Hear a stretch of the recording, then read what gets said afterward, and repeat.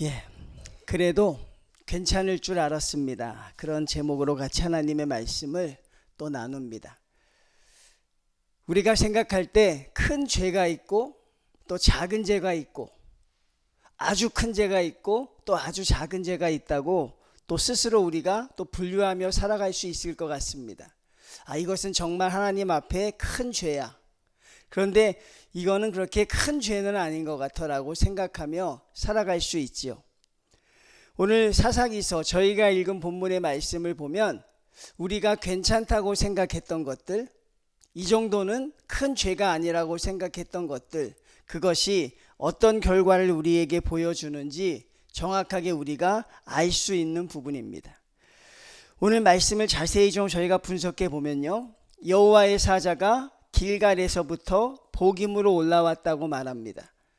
길갈은 가나안 정복의 출발지입니다.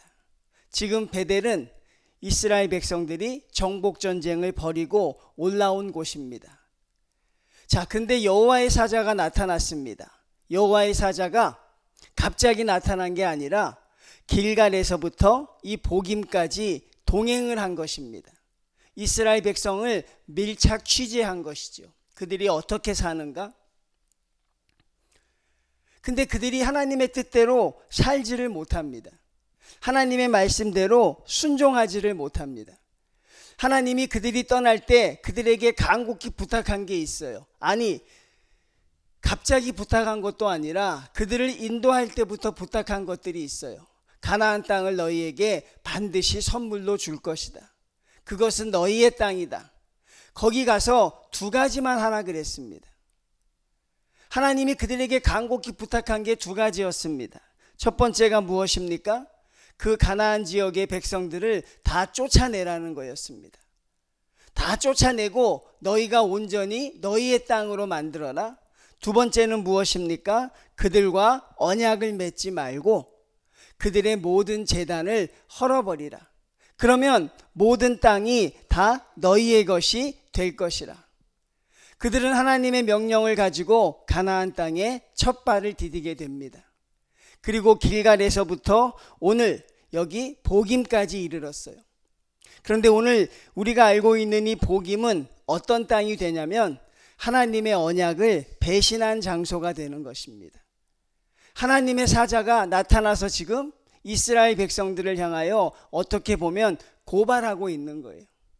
하나님께 그들을 고발하고 있습니다. 하나님, 저들이 하나님의 말씀을 순종하지 않고 있습니다. 그 말씀 앞에 이스라엘 백성이 반론을 펼 수도 없는 게 하나님의 사자가 그들과 함께 여기까지 동행했기 때문에 그렇습니다. 그들이 어떤 모습을 보입니까? 첫 번째, 가나안의 거주민들을 다 쫓아내라 할 때 그들이 다 쫓아내지 않습니다. 그들을 다 진멸하지 않습니다. 그리고 그들과 어떻게 지내요? 자꾸 사이좋게 지내려고 해요. 두 번째는 무엇입니까? 그들이 섬기는 우상의 제단을 헐지 않았습니다. 그들이 지금까지 그렇게 여기까지 온 거예요. 하나님의 말씀과 잘못된 길로 오고 있었던 것이죠. 그런데 이스라엘 백성들은 그게 그렇게 큰 죄가 아니라고 생각했어요. 자, 하나님과 한번 이스라엘 백성과의 가상 대화를 한번 만들어 볼까요? 이 문제를 가지고. 자, 하나님이 검사고 이스라엘 백성이 피고인입니다. 하나님이 묻습니다. 왜 내 말대로 하지 않았느냐? 왜 그들을 쫓아내지 않고 그들의 제단을 헐지 않았느냐? 하나님이 백성들에게 묻습니다. 백성들이 이야기합니다. 하나님, 쫓아내고 싶었지만 우리에게 그만한 능력이 없었습니다. 우리가 그들을 이길 만한 군사적인 역량이 부족했습니다. 하나님 아시잖아요. 쫓아내고 싶지요. 그런데 우리가 그를 이길 만한 능력이 없었습니다. 하나님이 묻습니다. 내가 너희와 함께 한다고 하지 않았느냐? 내가 너희를 이기게 하겠다고 하지 않았느냐? 내 말대로 순종하면 내가 너희에게 가나안 땅을 주겠다고 하지 않았느냐?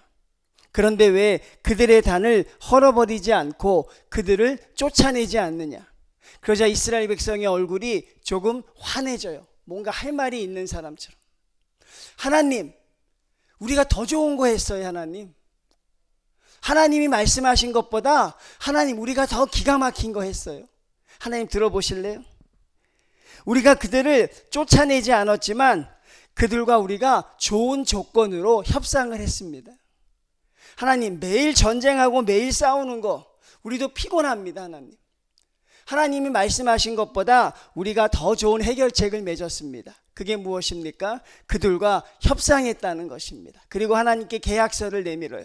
이런 조건으로 우리가 협상을 했습니다. 우리가 그들을 마음대로 부릴 수 있고 우리가 그들을 노예로 사용할 수 있습니다. 여러분, 그렇게 대답을 하고 있는 것과 똑같은 거예요. 그리고 그들은 하나님이 어떤 자기에게 말씀을 하실까, 그렇게 큰 죄가 아닐 것이라고 생각했죠. 하나님, 우리가 그렇게 했습니다. 하나님 말씀대로 쫓아내진 않았지만 이렇게 좋은 계약을 맺었다니까요. 하나님 말씀하신 것보다 우리가 더 지혜롭게 했습니다. 싸우지 않고 이겼습니다. 그때 하나님이 그들에게 주신 말씀, 그 심판의 선고가 뭐예요? 그게 바로 3절이죠. 그러므로 내가 또 말하기를 내가 그들을 너희 앞에서 쫓아내지 아니하리니 그들이 너희 옆구리에 가시가 될 것이며 그들의 신들이 너희에게 올무가 되리라. 지켜보거라. 너희가 쫓아내지 아니하였던 그 신이, 너희가 괜찮다고 했던 그 결과가 어떻게 나타나는지 너희는 반드시 지켜보게 될 것이다. 그들의 생각과 하나님의 생각이 너무 달랐다는 것입니다. 오히려 그들은 하나님의 칭찬을 기대하기까지도 했습니다. 하나님, 쫓아내는 것보다 더 좋은 결과를 만들었다고 하나님 앞에 그들이 하나님의 칭찬을 기대했는데 하나님은 그들에게 평생 너희에게 그게 가시가 되고 올무가 될 것이라. 이 말은 무엇입니까? 너희들 평생에 행복할 일이 없을 것이다. 너희들은 결코 너희가 원하는 성공을 이루어내지 못할 것이다. 올무에 빠지고 가시에 찔리게 될 것이다. 하나님이 그들에게 주신 말씀이에요. 그러자 이스라엘 백성들이 어떻게 합니까? 그들이 엉엉 울었어요. 우리가 이 우는 게 참 중요하다고 했죠. 그런데 전체를 바꾸어내지 못하는 울음은 언제든지 가능합니다. 여러분, 우리가 하나님 앞에 내 전체를 바꾸어내지 않으면 우리가 순간의 은혜는 받을 수 있어요. 이들이 하나님의 말씀 앞에 신앙의 양심의 가책이 됩니다. 그리고 그들이 엉엉 울지요. 울었다는 건 참으로 그들이 통에 자복했다는 것입니다. 그리고 그것으로 그치지 않습니다. 하나님께 거기서 예배를 드립니다. 하나님, 우리가 이것을 기억하겠습니다. 하나님의 뜻대로 살겠습니다. 그런데 놀라운 사실은 하나님은 그것을 대단하게 여기지 않으셨다는 것이죠. 우리는 참 대단하거든요. 하나님, 제가 하나님의 성전 앞에서 울었습니다. 제가 하나님 앞에서 통곡했습니다. 하나님 뜻대로 살지 못한 거 제가 하나님 앞에 회개하고 통곡하고 자복했습니다. 하나님 앞에 잘 살겠다고 제가 결심도 하고 있습니다. 그것도 제 결심이 흔들릴까 봐 하나님 앞에 제단까지 쌓았습니다. 하나님, 이렇게 우리가 뉘우치고 있습니다. 그런데 하나님은 그렇게 대단하지 않다는 것이죠. 그 울음, 그 예배는 그렇게 큰 영향력이 없을 것이라는 거죠. 왜냐하면 하나님과 다른 신을 겸하여 섬긴 것, 하나님의 말씀대로 순종하지 않은 그게 이스라엘 백성은 아주 작은 죄인 줄 알았다는 사실이죠. 이 정도는 괜찮다고 생각했다는 것입니다. 이들의 말씀 속에 하나님을 무한하게 하는 말이 있죠. 하나님이 우리에게 주신 말씀보다 우리가 더 잘했습니다. 하나님, 한번 지켜봐 주십시오. 이거 보십시오. 다 우리가 노예로 부리고 있습니다. 자, 하나님이 우리에게 주시는 말씀입니다. 의와 불법이 함께하며 빛과 어두움이 어찌 사귀겠는가. 하나님 밖에서 하나님의 말씀을 떠나서 많은 사람들이 그런 이야기들을 많이 하죠. 하나님의 것을 택해야 되는 무거움이 있다는 것이에요. 오늘날 많은 성도들이 그런 수순을 밟아가고 있어요. 어떤 예화집을 보니까 참 좋은 예화가 있어 하나 소개해 드리려고 해요. 아주 믿음이 좋은 대학생이 하나 있었어요. 여자 대학생. 아주 믿음이 좋았어요. 그리고 공부도 꽤 잘했습니다. 학교에서 과대표를 맡았어요. 매일같이 교회에 나와서 봉사도 합니다. 그리고 그 과대표에게 이제 중간고사라는 관문이 있어요. 그런데 중간고사 관문이 있는데 교회에서 마침 부흥회를 하는 거예요. 그러니까 이 과대표 된 이 여학생을 어떻게 합니까?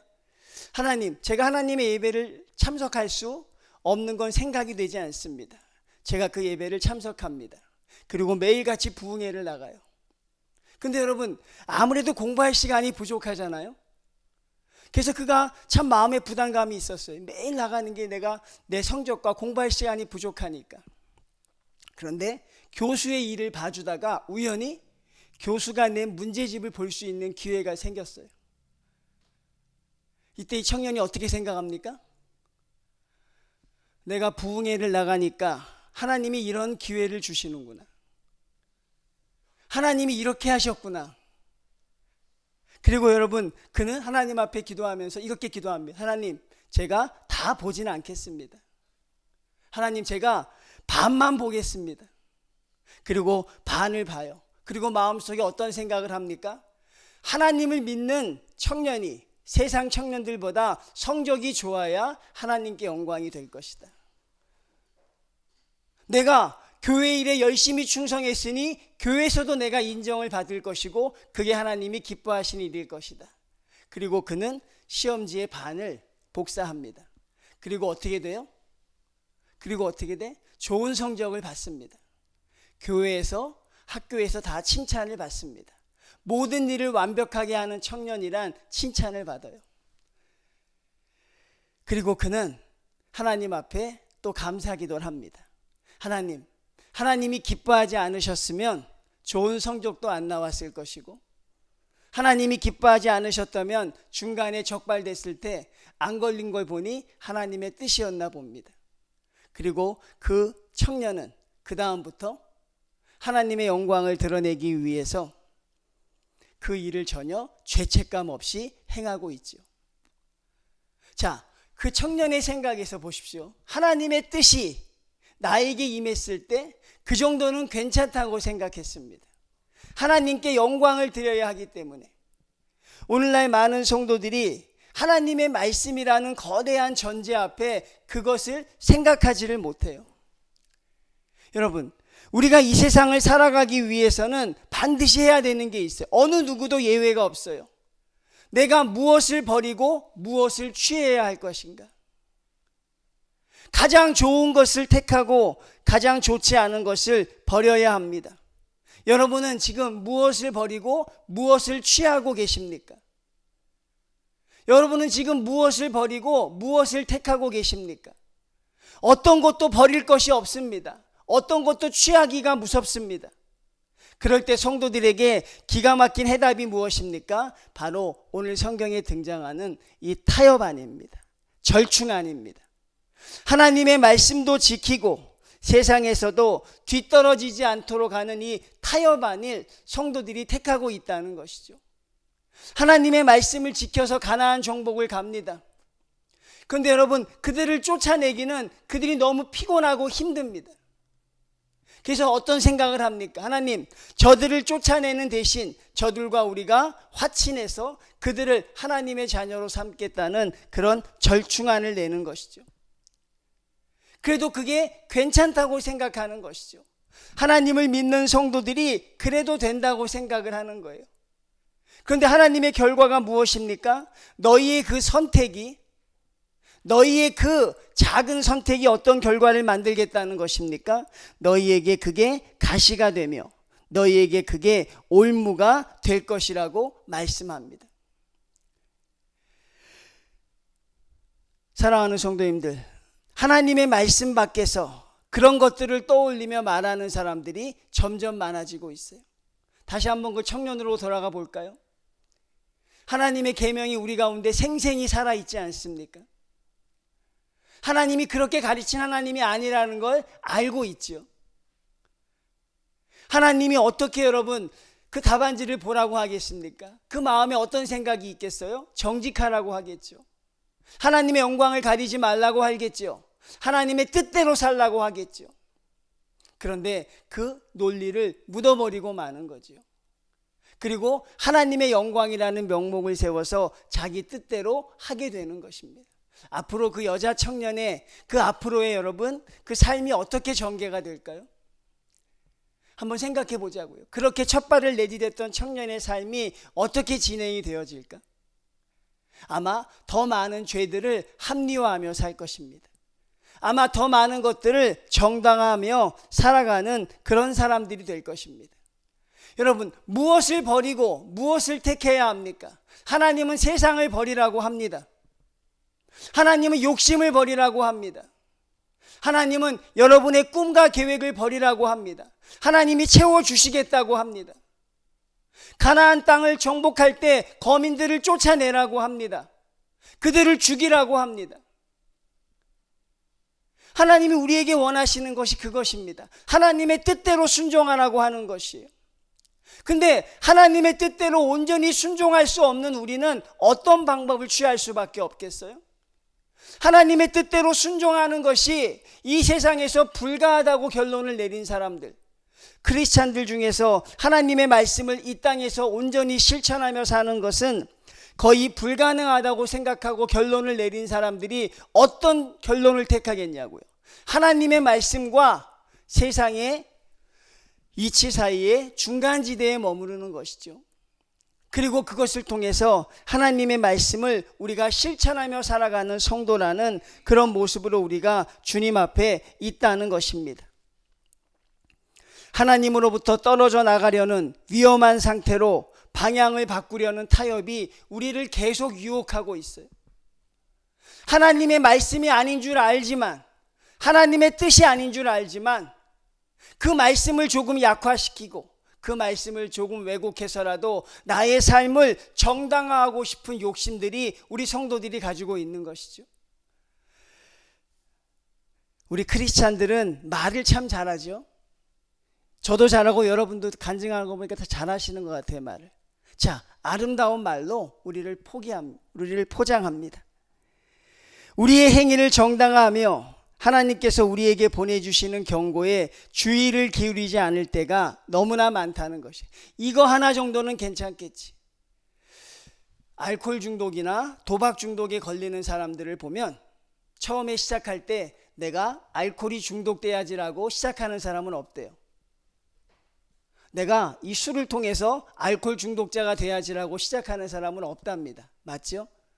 도박, 정선을 왔다 갔다 하고 고스톱을 치고 포카를 치는 사람도 내가 이것으로 도박 중독자가 돼야겠다고 생각하는 사람은 없다는 거예요. 그런데 처음에 그 술 한 잔이, 처음에 그 도박자리 한 자리가 자기를 결국 걷잡을 수 없는 패망의 자리로 인도했다는 것을 그들이 고백하는 것을 우리가 보게 됩니다. 사랑하는 성도님들, 하나님이 여러분에게 서 있으라고 한 자리가 어디입니까? 우리가 매일같이 말씀을 묵상하니까 더 선명하게 알아요. 하나님의 말씀을 공부한다는 게 그렇게 우리에게 즐거운 일만은 아닌 것 같아요. 왜? 하나님이 우리에게 원하시는 것이 더 선명하게 보여요. 그동안은 잘 몰랐지만 주의 말씀을 공부하며 주님 뜻에 나가보니까 하나님이 나에게 원하시는 것이 무엇인지 이제 알 것 같아요. 이 세상을 나보고 어떻게 살라고 하는지 그 음성도 들려요. 어떤 부모가 되라고 하는지, 어떤 자녀가 되라고 하는지, 어떤 사람이 되라고 하는지 성경이 우리에게 명쾌하게 말해주고 있다는 사실입니다. 그런데 그 말씀 앞에 우리가 온전히 하나님의 말씀 앞에 순종하지 못하는 것입니다. 하나님의 말씀대로 따를 용기가 없는 것입니다. 그렇게 주의 말씀을 따르다간 이 세상에서 뒤처질 것 같아요. 주의 말씀대로 살다간 이 세상에서 내가 누리는 행복을 누리지 못할 것 같아요. 그래서 어떤 방법을 생각하는 거예요? 그래서 세상과 하나님과 타협을 합니다. 근데요, 교회가 이 세상과의 타협은 하지 않아요. 놀라운 사실은요, 교회는 세상과는 타협하지 않습니다. 왜? 하나님의 성도이니까. 누구와 타협하려고 그래요? 자꾸 하나님과 타협하려고 하는 거예요. 세상에 대해서는 그렇게 완고한 사람들이 자꾸 하나님 앞에 타협을 하려고 해요. 신앙적으로 타협을 하려고 합니다. 더 나아가서 어떤 이야기까지 하십니까? 아까 여자 청년의 이야기를 들면 하나님이 그 정도는 이해해 주시겠지. 내가 부흥회를 참석하느라 공부 못한 것 하나님이 이해해 주시겠지. 내가 하나님의 영광을 돌리려는 것 하나님이 알아주시겠지. 그러면서 여러분, 자기의 행동을 정당화하는 그런 모습이 바로 오늘 이스라엘 백성의 모습이 아닐까 생각합니다. 여러분, 단순한 것 아니겠습니까? 쫓아내라 그러면 쫓아내면 되는 것입니다. 그들의 제단을 헐라고 하면 그들의 제단을 헐면 되는 것이에요. 더 이상 어떤 것도 필요하지 않습니다. 근데 우리는 사실 그 단순한 것, 그것을 못 차고 있다는 것이 너무나도 안타까운 것이죠. 악한 사단이 우리에게 주는 생각이 바로 그것입니다. 하나님의 것을 택하지 않아도, 하나님의 것이 아니어도 여러분에게 주는 평안함이 있다는 사실이죠. 저는 그것이 우리에게 주는 하나님의 경고인 것입니다. 여러분, 여러분의 자리는 거기가 아닙니다. 성도님들, 여러분이 서 계시는 그 자리는 하나님이 원하시는 자리가 아닙니다. 하나님의 말씀 그대로 살아가는 자리가 하나님이 여러분에게 주신 자리예요. 거기서 울며 눈물이 나더라도 하나님이 여러분에게 서 있으라고 한 그 자리가 가장 복된 자리입니다. 솔로몬 왕이 얼마나 훌륭한 왕이었어요, 성도님들? 솔로몬 왕이 얼마나 대단한 왕이었어요? 하나님의 마음을 그렇게 기쁘게 하셨던 왕이 없었습니다. 하나님이 주신 모든 걸 다 누리고 살았어요. 하나님이 주신 모든 복을 다 누리고 살았던 왕입니다. 성경에서는 그를 선한 사람이라 하고 그를 의인이라고 했습니다. 그런데 그가 하나님 앞에 늘 옳다고 생각했던 그 한 가지가 무너져요. 그게 무엇입니까? 하나님만을 섬기라는 그 하나님의 계명이 무너집니다. 왜? 자기 나라의 이익을 위해서 다른 나라를 받아들여야 하기 때문에.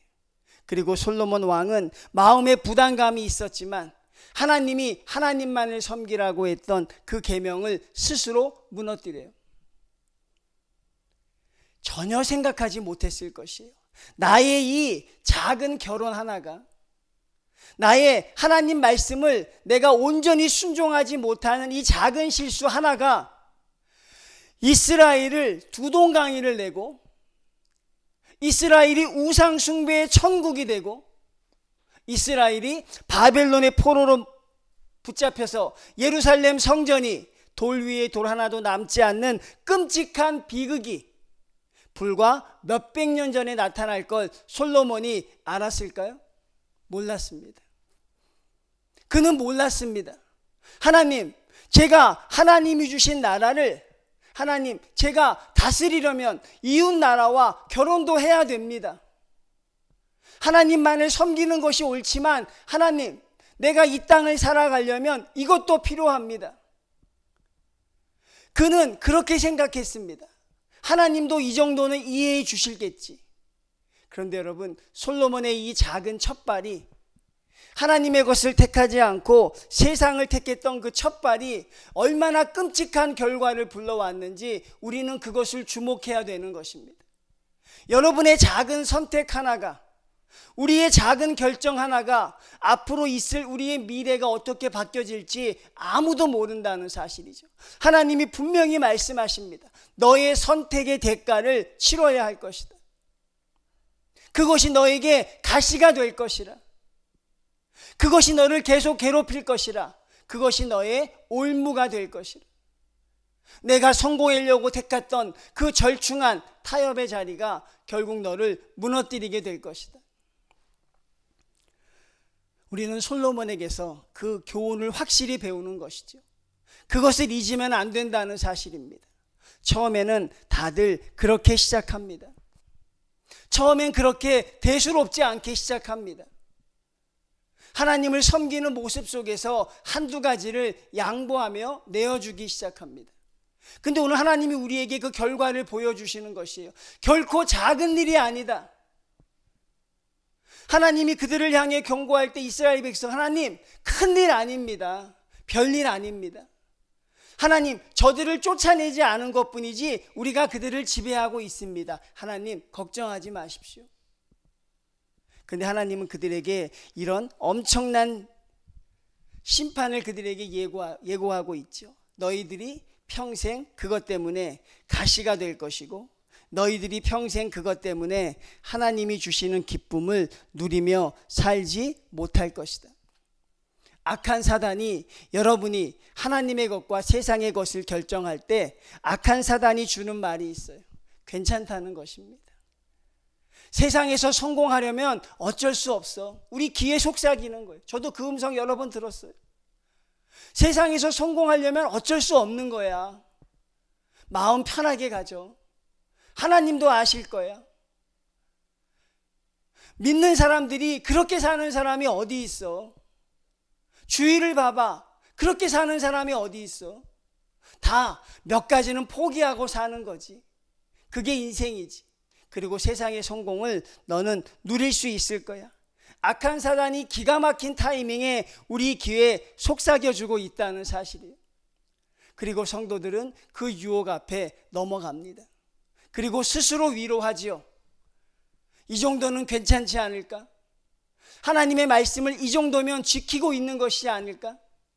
그런데 여러분, 그게 정말 괜찮은지 묻고 있는 것입니다. 정말 여러분 그게 별일 아닙니까? 여러분 그게 별일 아니라고 생각합니까? 그런데 하나님은 왜 이렇게 진노하시며 그들의 평생 저주와 같은 말씀을 주십니까? 그렇게 살면 반드시 죽을 것이라. 오늘날 내 삶을 바꾸어 내겠다는 전적인 결단 없이 하나님 앞에 은혜 받았다고 하는 성도들이 너무나 많아요. 나를 바꿀 의지가 없는데 그 말씀에 감정적으로 호소해서 우는 사람도 얼마든지 많습니다. 하나님 앞에 예배를 드릴 때 결심하고 결단하고 다짐하는 사람들도 얼마나 많은지 몰라요. 그런데 성도님들, 여러분을 바꾸어 내겠다는 결단이 없으면 하나님이 그들의 눈물과 그들의 예배를 대수롭지 않게 본 것처럼, 별거 아닌 것처럼 쟤들이 또 저러는구나, 쟤들이 또 울고 예배를 드리는구나, 나중에 하나님이 어느 단계까지 이르러요? 나에게 예배하지 말라고 합니다. 나에게 제물을 드리지 말라고 합니다. 역겹다는 것이죠. 하나님의 말씀대로 살지 못하는 그들의 모습 속에서 그러지 말라는 것이죠. 그러니 여러분, 울음에 속지 마십시오. 내가 운다고 해서 은혜 받는 게 아니라고. 여러분, 내가 예배를 드리고 있으니까 대단한 사람이 된 것 아닙니다. 결국 가장 중요한 건 무엇입니까? 하나님의 말씀 앞에 세상에 어떤 유혹이 있어도 그 말씀을 지키겠다고 필사적으로 버티는 성도들이 필요한 것이죠. 그 말씀을 지키겠다고 여러분, 세상에서 당하는 어려움이 있어도 그 말씀 붙들고 나가려는 필사적인 게 필요한 것이지, 그 고통이 두려워서 하나님과 세상의 중간지대에 숨어서 그것을 지키려고 하는 성도들이 되면 여러분 행복하실까요? 무엇인가 얻을 수 있을까요? 아까 그 학생은 좋은 학점을 얻었어요. 그 학생은 교회와 학교에서 완벽하게 일하는 사람이라 칭찬을 받았습니다. 그런데 여러분, 결국 그 학생의 운명은 어떻게 될까요? 하나님이 정하시는 것이잖아요. 평생에 그게 너의 올무가 될 것이다. 너는 그것 때문에 망할 것이다. 너는 그 현명하지 못한 선택이 결국 너를 망하게 할 것이다. 여러분, 참 무서운 우리가 하나님 말씀을 접하고 있는 것이죠. 이들은 울었지만 돌이키지 않았습니다. 이들은 예배를 드리지만 하나님의 말씀대로 살지 않습니다. 자, 솔로몬 왕이 왕과 왕비를 드립니다. 성경에서 뭐라고 기록되어 있는 줄 아십니까? 비로소 왕비들이 왕의 마음을 돌이켰더라. 누가 이겨요? 하나님의 것을 내어주면 세상에서 승리할 수 없어요. 하나님의 말씀으로 철저하게 무장하지 않으면 안 된다는 것입니다. 작은 것 하나를 내어주기 시작하면 모든 게 무너지는 것이에요. 그게 우리의 뭐가 되는 것입니까? 그게 우리의 가시가 되고 그게 바로 우리의 올무가 된다는 것입니다. 솔로몬의 실패는 하나님의 말씀 앞에서 그가 극단적인 타협을 한 것입니다. 하나님만을 섬기라는 신명기에 그 계명을 분명히 알매도 불구하고 그 계명을 무시하고 자기의 뜻대로 행한 것입니다. 그리고 그것은 솔로몬의 왕국을 무너뜨렸고 더 붙잡을 수 없는 비극적인 종말을 맞이하게 됐죠. 하나님의 경고를 가벼이 여기고 자기 마음에 좋은 것을 행하겠다고 결심하는 성도들이 되면 안 되는 것이죠. 여러분의 선택할 때 여러분 하나님이 작용하십니까? 악한 사단이 작용합니까? 중요한 것을 결정할 때 하나님이 주관하십니까? 악한 사탄이 주관합니까? 많은 사람들이 그걸 모르더라고요. 내가 하나님의 것이 아닌 걸 택하는 것, 그게 악한 사단에게 내가 휘둘리고 있다는 거, 그 사실을 몰라요. 내가 지금 악한 사단에게 붙들려 산다는 것, 그것을 인정하기 싫은지 안 하려고 합니다. 가장 중요한 선택 한 가지가 무엇입니까? 하나님의 뜻대로 살아야 하는 것입니다. 하나님의 말씀대로 살아야 하는 것입니다. 고통스러워도 그렇게 살아야 하는 것입니다. 힘들어도 그렇게 살아야 하는 것입니다. 다른 사람 보지 말고 하나님만 보십시오. 그리고 주님 앞에 주의 말씀을 지킬 수 있는 그런 성도로 필사적으로 버티십시오. 결사적으로 버티셨으면 좋겠습니다. 이것 아니면 내가 죽는다는 그런 결단들이 필요한 것이죠. 물에 물 탄 듯 그렇게 살아가면 여러분에게 기다리고 있는 건 행복이 아니에요. 여러분이 얻으려고 했던 그 모든 것 다 얻지 못합니다. 근데 이 사사기의 이런 습관들이 오늘날 우리에게 더 확산되고 있는 것이죠. 저마다 하나님 앞에 스스로 그걸 작다고 여기는 것들이 있어요. 이 정도는 괜찮다고 하는 것들이 있죠. 하나님께 물어보십시오. 이들처럼. 하나님, 괜찮습니까? 주님, 내가 이렇게 사는 거 괜찮습니까? 하나님? 하나님의 영광을 위해 사는 것, 주님, 나를 인정하십니까? 라고 한다면 하나님의 말씀을 들을 수 있을 것입니다. 근데 우리는 묻지 못하지요. 왜 못 묻습니까? 두려우니까요. 그 답을 알고 있으니까. 하나님이 어떻게 말씀하실지 답을 알고 있으니까 하나님 앞에 묻지 못하는 것입니다. 그리고 그런 삶을 계속해서 살아가는 것이죠. 말씀과 타협할 수 있는 건 없습니다, 여러분. 오늘 광화문에서 한 200만 정도가 모인다 그러죠. 기독교인들이 합동 통합에서 모입니다. 그 대표적인 주제가 뭡니까? 동성애 반대하고, 대표적인 주제가 신앙의 다원주의를 다 하는 것입니다. 이제 한국 교회가 더 이상 견딜 수가 없는 거예요. 화해와 용서와 평화라는 이름하에 하나님의 말씀이 아닌 것들이 교회에 막 밀려들기 시작합니다. 평화롭게 지냅시다. 용서하며 삽시다. 화해하며 삽시다라는 것에 다 들어오고 있어요. 다른 신들도 인정하고 동성애자들도 우리 하나님의 성도이니 그들도 인정해 줍시다. 그리고 그런 목사들이 점점 많아지기 시작합니다. 그들의 입김이 점점 강해지기 시작해요. 여러분, 고민의 여지가 뭐가 있어요? 이 세상의 흐름이 그렇게 중요합니까? 하나님의 말씀을 펴보십시오. 뭐라고 돼 있는지. 그리고 주의 말씀, 그게 정답입니다.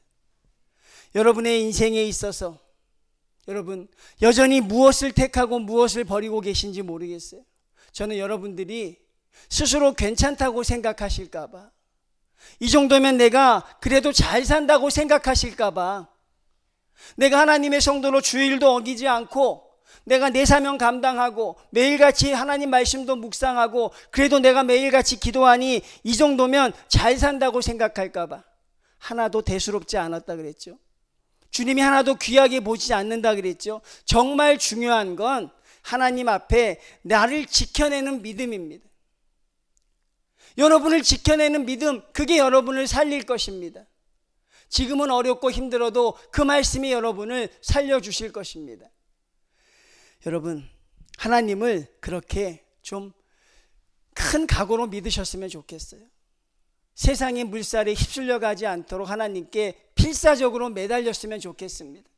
세상의 이론을 얘기하면서 세상의 풍습을 이야기하면서 기독교가 바뀌어야 된다고 생각하는 사람도 있는데, 바뀌어야 할 건 기독교가 아니라 당신입니다.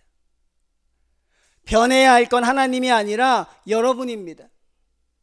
여러분, 하나님으로부터 너무 멀리 오지 않았는지, 말씀에서 내가 너무 멀리 떨어지지 않았는지, 말씀을 합리화하는데 내가 익숙해지지 않았는지 다시 한번 여러분을 돌아보시고, 괜찮지 않습니다.